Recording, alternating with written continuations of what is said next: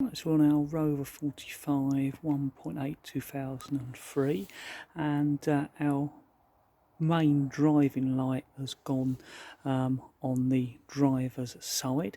So we've got a new set of bulbs, because we've changed both sides, because we found if you just change one, often the bulbs can be different, and also if the bulb is as old on that side, it could be likely to blow as well. So I thought I'd do this little video on us changing the main driving light on a Rover 45.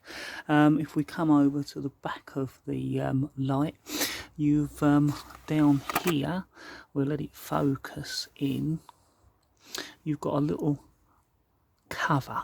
You can see it just about there, and basically I'll get it out and then show you just what that cover is like. Yeah, there's a better view of it there. Oh, so that's the cover that goes over the back of the light to the bulb where you want to change.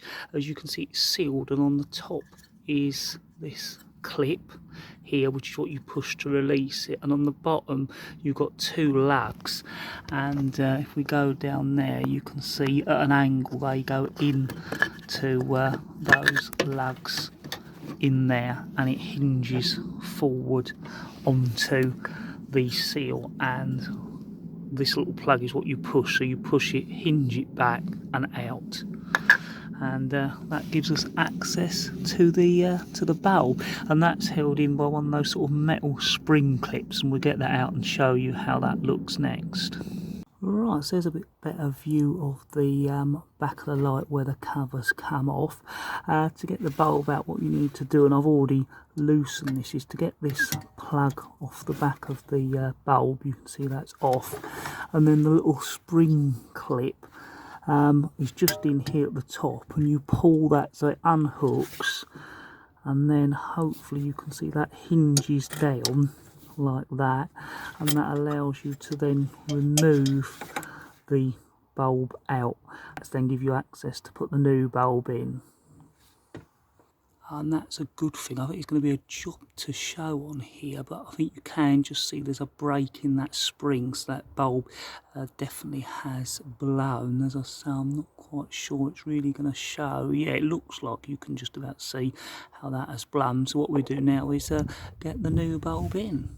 Right, so we're just checking that everything looks the same, and it looks like the metal fitting and the prongs are the same.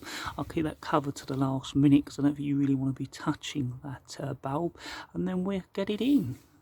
Right, so we're ready to get the new bulb in now.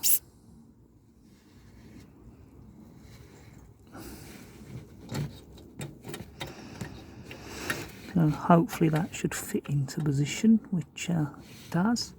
Then we should be able to hinge the little spring clip back and over, and I'll make sure that's hooked on nice and strong. Yeah, which it is. Yeah, so there's a little bit to go right over there, so you can think it's on when it's not, but it needs to go right over like that. Job to show, so you can now see that that's on, that's just sprung off, so that's where it's not quite right over.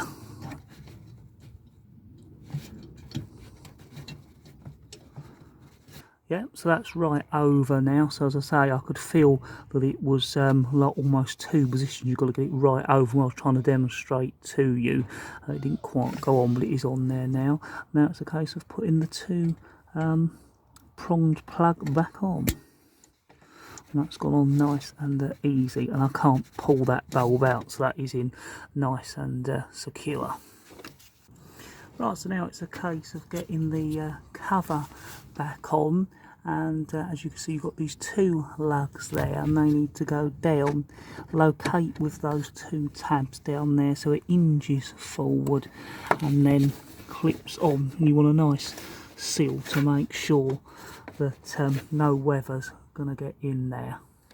Right, so that's that side done, and all the cover is back on down there as well. All we've got to do now is move over to the other side, and that's down here by the air intake and the battery right down in here. Yeah, hopefully you can just about see that lid in there down by the battery. So yeah, we'll get on and change that one now. So yeah, hopefully you can see this bulb we've took out from the passenger side is intact. What we do is keep that as a spare, but as we've found in the past, it's well worth changing both bulbs. One, because the other one's likely to blow, but you often find a difference in intensity in light, which shows up as well. So we keep that nice and safe as a spare. Right, so that's the bulb in on the passenger side. Just a case of putting the cover back in.